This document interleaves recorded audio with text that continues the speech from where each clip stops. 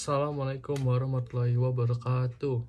Perkenalkan, nama saya Bima Sentana dari 12 IPA 2. Di sini saya akan mempresentasikan tentang kimia unsur gas mulia. Yang pertama, pengertian gas mulia. Unsur gas mulia adalah unsur-unsur yang terdapat pada golongan 8 A sistem periodik, yaitu helium, neon, argon, krypton, xenon, dan radon. Kelompok ini disebut gas mulia karena sifatnya suka bereaksi. Unsur-unsur gas mulia, kecuali helium, mengandung 8 elektron di kulit terluar, sehingga bersifat stabil.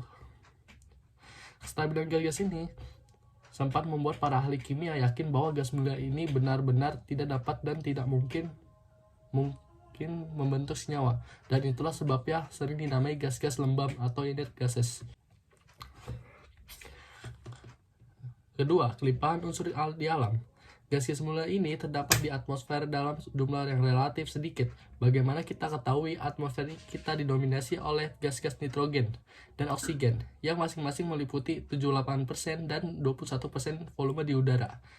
Kandungan gas-gas mulia dalam udara dalam tabel berikut. Yang pertama ada gas mulia helium, yang kedua neon, ketiga argon, keempat krypton, kelima xenon, dan radon. Dari tabel di atas nampak jelas bahwa gas mulia yang paling banyak dijumpai di atmosfer adalah argon, menduduki peringkat ketiga setelah nitrogen dan oksigen. Akan tetapi, gas mulia yang paling banyak terdapat di alam semesta adalah helium. Unsur helium bersama-sama dengan unsur hidrogen merupakan komponen utama dari matahari dan bintang-bintang.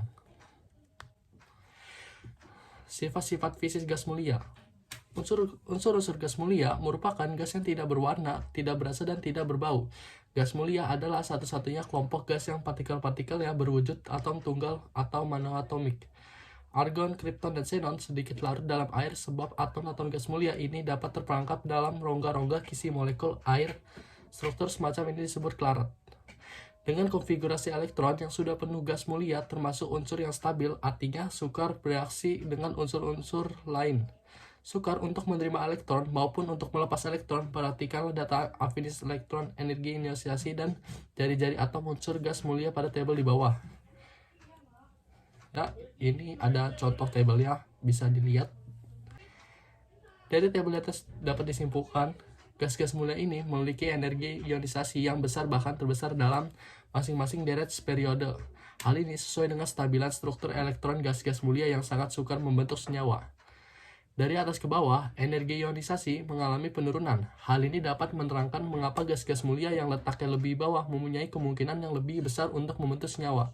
Makin ke bawah letaknya, gas mulia memiliki harga kelapatan titik didih dan titik leleh yang makin besar. Hal ini sesuai dengan konsep ikatan bahwa gaya tarik dan van Waals antara partikel akan bertambah besar apabila jumlah elektron per atom bertambah. Gas mulia hanya akan mencair atau menjadi padat jika energi molekul-molekulnya menjadi sangat dilemahkan, yaitu pada suhu yang sangat merendah. Sifat kimia gas mulia. Kereaktifan gas mulia akan berbanding lurus dengan jari-jari atomnya.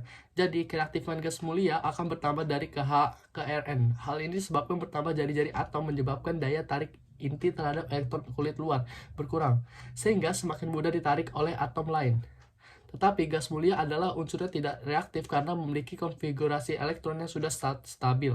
Hal ini didukung kenyataan bahwa gas mulia di alam selalu berada sebagai atom tunggal atau monoatomik. Tetapi bukan berarti gas mulia tidak dapat bereaksi. Hingga sekarang gas mulia periode ketiga ke atas sudah dapat bereaksi dengan unsur yang sangat elektronegatif seperti fluorine dan oksigen. Ini contoh tabel predik unsur kimia. Bisa dilihat sendiri.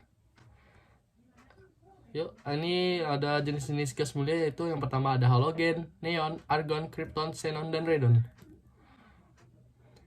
Helium. Keterangan umum unsur itu ada nama, lambang, nomor atom. Ada deret kimia, golongan periodik blok, penampilan, massa atom, konfigurasi elektron, dan jumlah elektron tiap kulit. Gas helium akan menjadi merah ketika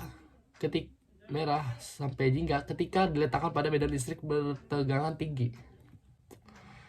Neon. Neon adalah suatu unsur kimia dalam tabel periodik yang memiliki lambang dan nomor atom 10.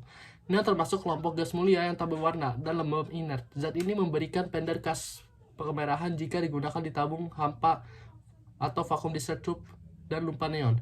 Sifat ini membuat neon terutama dipergunakan sebagai bahan pembuatan tanda. Gas neon akan menjadi merah jingga ketika diletakkan pada medan listrik bertegangan tinggi. Ada argon. Keterangan umum surya adalah ada nama lambang, nomor atom, deret kimia, golongan periode blok, penampilan, massa atom, konfigurasi elektron, dan jumlah elektron tiap kulit.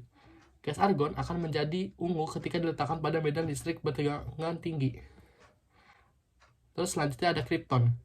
Keterangan umum surya ada nama, lambang, nomor atom, deret kimianya, golongan periode blok, penampilan, massa atom, konfigurasi elektron, dan jumlah elektron tiap kulit. Gas kripton akan menjadi putih ketika diletakkan pada medan listrik yang bertegangan tinggi.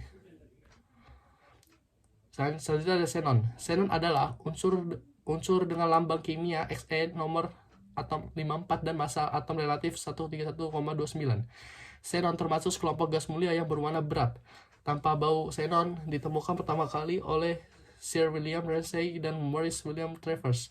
Xenon diperoleh dari udara yang dicairkan yang digunakan untuk mengisi lampu sorot dan lampu berinteraksi tinggi lainnya, mengisi bilik lembung yang digunakan oleh ahli fisika untuk mempelajari partikel subatom. Yang selanjutnya ada radon. Radon adalah suatu unsur kimia dalam tabel periodik yang memiliki lambang Rn dan nomor atom 86. Radon juga termasuk dalam kelompok gas mulia dan beradioaktif. Radon terbentuk dari penguraian radium. Radon juga gas yang paling berat dan berbahaya bagi kesehatan. Rn-222 mempunyai waktu parut 3,8 hari dan digunakan dalam radioterapi. Radon dapat menyebabkan kanker paru-paru dan bertanggung jawab atas 20.000 kematian di Uni Eropa setiap tahunnya. Di bawah ada keterangan umum unsurnya. Ada nama, lambang, nomor atom, deret kimia, golongan periode blok, penampilan, massa atom, konfigurasi elektron, dan jumlah elektron tiap kulit. Gunakan gas mulia. Gas He gunanya adalah pengisi balon udara pencampuran oksigen pada tabung penyelam dan sebagai pendingin untuk suhu mendekati 0K. Ne pengisi bola lampu acrylic lamp pendingin pada reaktor nuklir penangkal petir. Selanjutnya ada Kr, pengisi bola lampu digunakan dalam lampu kilat untuk fotografi kecepatan tinggi.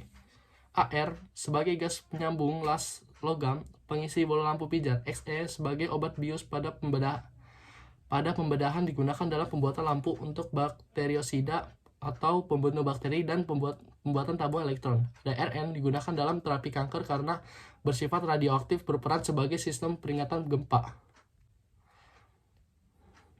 Sini ada gambar kegunaan gas mulia dalam kehidupan sehari-hari. Ada yang pertama tuh ada berbagai jenis lampu berisi gas mulia, dan yang kedua ada lampu kilat yang dipakai pada foto analog mengandung gas kripton. Gas argon banyak digunakan dalam las menyambung logam. Pembuatan dan reaksi gas mulia dapat diperoleh dari pendinginan udara cair secara bertahap atau destilasi bertingkat, sebab di komponennya bervariasi. Argon secara khusus dapat diperoleh dan direaksi dengan karbid. Ini ada contohnya, dan sebagai sisanya adalah Ar dan gas mulia lain. He dapat diperoleh dengan jalan pemisahan dari gas alam, sebab pada sumber gas alam tertentu terdapat He dalam jumlah tidak terlalu rendah. Rn terdapat dalam rongga-rongga batuan uranium berasal dari peluang Ra. Di sini ada contohnya, ada udara kering dan bersih pada 20 atm menara pendinginan. Gambar skema penjari udara digunakan dalam pembuatan udara cair komersial. Selanjutnya ada reaksi pada gas mulia. Gas mulia adalah gas yang sudah memiliki 8 elektrovalensi dan memiliki kestabilan yang tinggi. Tetapi gas mulia ini pun masih dapat berinteraksi dengan elektron lain. Karena sebenarnya tidak semua subkulit pada gas mulia terisi penuh. Contohnya, ArNe3S2 3P6. Sebenarnya atom air masih memiliki satu subkulit yang masih kosong, yaitu subkulit D. Jadi ArNe3S2 3P6 3D atau jadi masih bisa diisi dengan atom-atom lain. Berikut adalah beberapa contoh reaksi dan cara pereaksian pada gas mula. Ini ada contoh tabel-tabelnya, bisa dibaca. Sekian dari saya. Wassalamualaikum warahmatullahi wabarakatuh.